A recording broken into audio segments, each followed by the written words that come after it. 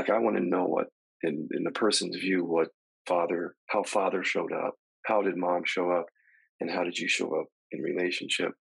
So that tells us a lot about what was allowed and what wasn't allowed in the household. Yeah, we have to work with the front end beliefs, as you mentioned, sometimes first.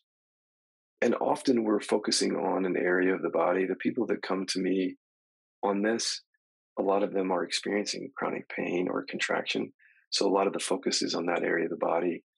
And then using inquiries that evoke the story that says either I can't feel it, or I don't want to feel it, or it's not safe to feel it, and or I don't want to express it, I can't express it, or it's not safe to express it. So all the inquiries hover around those programs, but everybody's different, and in the sense that the resistance to that is different for everyone.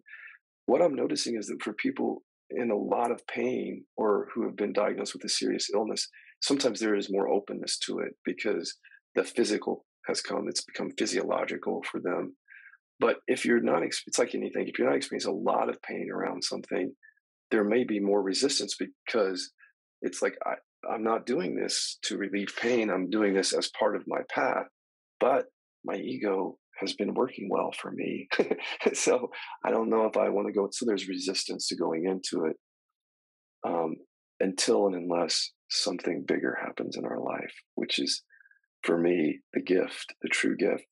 Even though I never would have said it during it, was the chronic pain. It was a gift for me. It was almost like, if I can just speak loosely, it's like the universe saying, you can avoid this anger all your life, but it's not going to avoid you.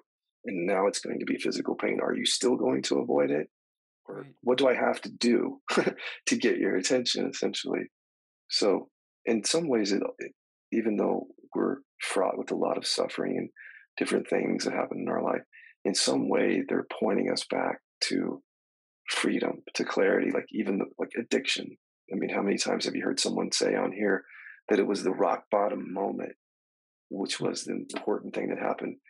So these things, even though they're very painful, it's such a cliche, but they're all opportunities to go deeper.